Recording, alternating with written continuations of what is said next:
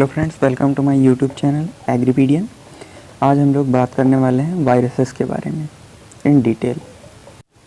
So history of viruses की बात करें, अगर हम लोग हिस्ट्री ऑफ वायरसेस की बात करें, the father of virology was Martinus Beijerinck. Virology means the study of viruses known as the virology. That branch is known as virology. उसके फादर थे हमारे मार्टिनियस बेचरिंक, और ये डिराइव हुआ था हमारा Latin word meaning poisonous fluid से। ये डिराइव हुआ था हमारा लैटिन वर्ड पॉइजनस फ्लूइड से। Then it was only a century ago when three intrinsic properties of viruses were discovered। सिर्फ एक सेंचुरी ही हुई थी कि three intrinsic properties of viruses were discovered. Intrinsic properties means उसके अंदर की प्रॉपर्टीज़ कि वायरस किस चीज़ से बना है, उसका कंपोनेंट क्या है एंड ऑल डैट। सो वो हमारी थ्री प्रॉपर्टीज़ क्या थी? The infectious nature of viruses was proved by Mayer. जो इन्फेक्शियस नेचर था वायरसेस का वो मेयर ने प्रूव किया था in 1889। Then the sub microscopic size of viruses were proved by Ivanovsky, who showed that TMV is so smallest that it passes through filter in 1892. Then the ability of viruses to multiply only in vivo was demonstrated by Beijerinck in 1898.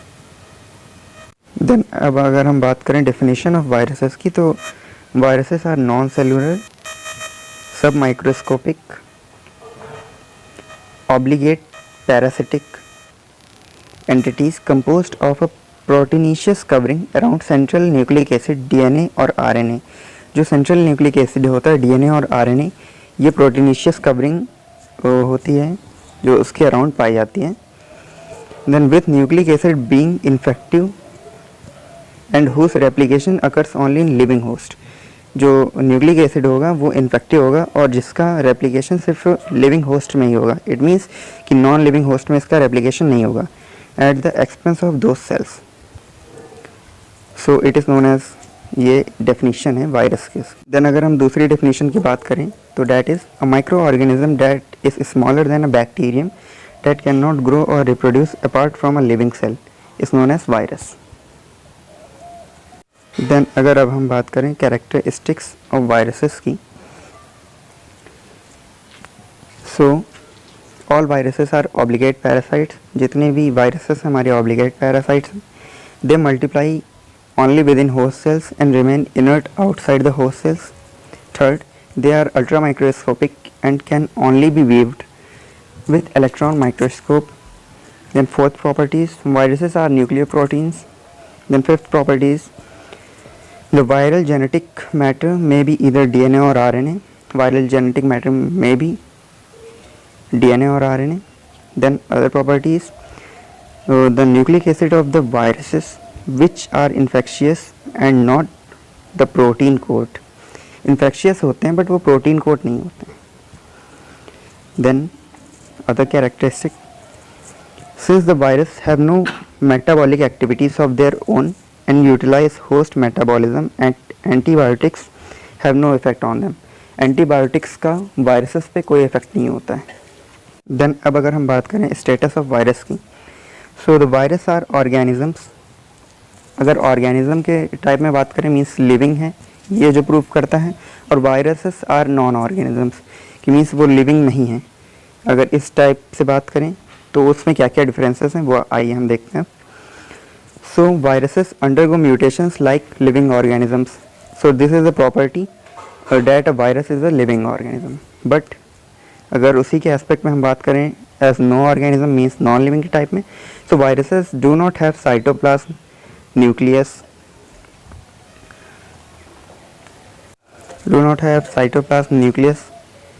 and membrane etc।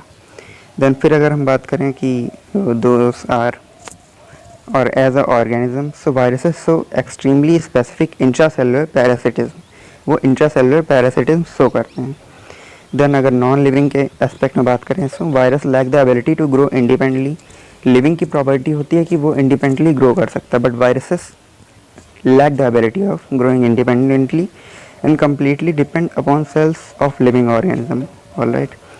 Then other property as being a, we can say that as a living organism. So viruses can be reconstituted, means living has the property, various like the lizard has the property to reconstitute its tail. Likewise viruses can be reconstituted with the help of already separated components. जो भी उसका component separate हुआ है उससे वो reconstitute हो सकता है, वायरस के अंदर ये प्रॉपर्टी है. बट अगर उसी एस्पेक्ट में हम नॉन ऑर्गेनिज्म की बात में के टाइप से एस्पेक्ट से बात करें, so virus can easily be crystallized, virus easily crystallize हो सकता है. देन अब ये कुछ वेल नोन स्ट्रक्चर हैं, वायरल स्ट्रक्चर हैं. First one is bacteriophage, second is tobacco mosaic virus TMV, and third is HIV, human immunodeficiency virus. So ये जितने तीनों स्ट्रक्चर्स हैं इनको ध्यान से देख लीजिए, समझ लीजिए. आगे हम इसी के स्ट्रक्चर पर बात करने वाले हैं.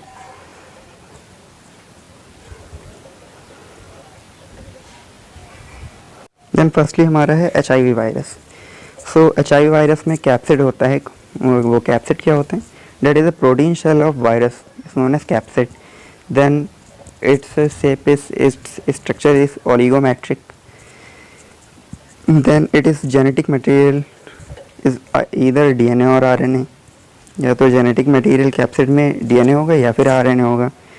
Then reconstituted of different proteins subunits known as capsomer, different protein सब यूनिट से मिलकर बना होता है जो कि कैप्सोमर नेम से जाना जाता है. देन उसका फंक्शन क्या होता है हमारा? तो function is the protection of genetic material from digestion bye enzyme, helps in penetration. Genetic material जो होता है उसको प्रोटेक्ट करता है from digestion of enzyme, enzymes के द्वारा जो डाइजेस्ट हो जाती है हमारी जेनेटिक मटेरियल, उससे प्रोटेक्ट करता है वो उसे. Then other is genome. दूसरा HIV में स्ट्रक्चर था हमारा जीनोम. सो जीनोम क्या होता है? इधर DNA और RNA, it is a genetic material. Genome को जेनेटिक मटेरियल भी कह सकते हैं, वो DNA या RNA होता है. Then if DNA is present as genetic material then called DNA virus. अगर DNA प्रेजेंट है उसमें HIV वायरस में तो वो DNA वायरस कहलाएगा. And if the RNA is present as genetic material, suppose RNA present है जेनेटिक मटेरियल के उसमें, सो वो RNA वायरस कहलाएगा. देन एक और स्ट्रक्चर उसी में आता है envelope. So what is envelope? Mostly present in animal virus. ये जो एनवेलप है वो एनिमल वायरस में पाया जाता है. सराउंड्स न्यूक्लियोकैप्सिड, न्यूक्लियोकैप्सिड से सराउंड होता है. Then envelope is bilayered of lipoprotein and glycoprotein. Then glycoprotein में be in form of spikes which help in binding of virus to host cells. Then अगला जो आता है हमारा उसमें स्ट्रक्चर वो आता है एंजाइम्स. स्ट्रक्चर नहीं कह सकते हैं बट हाँ एंजाइम की भी उसमें ज़रूरत होती है. तो एंजाइम क्या होते हैं? सम वायरस कंटेन एंजाइम, कुछ वायरस एंजाइम कंटेन करते हैं जो कि उसका रोल ये होता है, so which plays role in infection process. Enzyme का सिर्फ इतना रोल होता है कि वो इन्फेक्शन प्रोसेस में हेल्प करता है. अगला हमारा था बैक्टीरियोफेज वायरस. जो हमने 3 कॉमन स्ट्रक्चर्स दिखाए थे उसमें से सेकंड था हमारा बैक्टीरियोफेज वायरस. बैक्टीरियोफेज वायरस क्या होता है? वायरसेस विच इन्फेक्ट बैक्टीरिया. जो वायरस बैक्टीरिया को इन्फेक्ट करते हैं वो हमारे बैक्टीरियोफेज वायरस कहलाते हैं. सो अब इसको डिस्कवर किसने किया था बैक्टीरियोफेज वायरस को? So it was discovered by F.W. Watt and F.H. हैरले ने इसे डिस्कवर किया था. जो हमारे बैक्टीरियोफेजेस होते हैं वो generally double standard DNA virus होते हैं. हेड इज प्रिज्म लाइक और hexagonal we can say. Nucleic acid generally DNA पाया जाता है बैक्टीरियोफेज वायरस में. साइज 950 एंगस्ट्रॉम इंटू 650 एंगस्ट्रॉम होता है. टेल की लेंथ कितनी होती है? 950 एंगस्ट्रॉम होती है. अब बैक्टीरियोफेज की एप्लीकेशन की बात करें, सो एप्लीकेशन इसका कहाँ होता है? Purification of bacteriophage virus is possible due to bacteriophage. Bacteriophage virus की प्योरीफिकेशन जो होता है वो बैक्टीरियोफेज की वजह से ही पॉसिबल होता है, मीन्स वायरस की ही हेल्प करता है. Then used in control of bacterial diseases as virus infects the bacteria, so it is used to control in control of bacterial diseases. Then used in studying viral infection mechanism, helpful होता है. Then जो हमारा third था TMV virus, means tobacco mosaic virus. So उसके बारे में जान लेते हैं. इसको डिस्कवर किया था doctor Ivanovsky in 1892. It is a rod shape in structure. ये रॉड शेप स्ट्रक्चर में होता है, मीन्स लंबा होता है, हम कह सकते हैं इसे. सिंगल स्टैंडर्ड RNA होता है जिसमें न्यूक्लियोटाइड्स होते हैं 7300 न्यूक्लियोटाइड से जनरली ये कॉन्स्टिट्यूट होता है. इसका साइज़ क्या होता है? टोबैको मोज़ेक वायरस का साइज़ होता है हमारा 300 नैनोमीटर इंटू 20 नैनोमीटर. मीन्स हम कह सकते हैं बहुत ही स्मॉल पार्टिकल होता है. वायरसेस तो वैसे भी स्मॉल पार्टिकल्स होते हैं, बट ये बहुत ही स्मॉल पार्टिकल होता है. Then number of capsomere in capsid. Capsomere में जो होते हैं कैप्सिड में, उनका नंबर कितना होता है? सो ये कॉन्स्टिट्यूट करते हैं 2130. ये सब नॉर्मल इस पे हैं कि मीन्स जनरली कितने कॉन्स्टिट्यूट करते हैं. कम भी हो सकते हैं किसी केसेस में, किसी में ज़्यादा भी हो सकते हैं, बट जनरली इतने पाए जाते हैं. Then there is 5% RNA and 95% protein in tobacco mosaic virus. ये इंपॉर्टेंट पॉइंट है कि टोबैको मोज़ेक वायरस में 5% RNA और 95% प्रोटीन पाया जाता है. सो फ्रेंड्स, आज की वीडियो में बस इतना ही. मिलते हैं नई वीडियोस के साथ.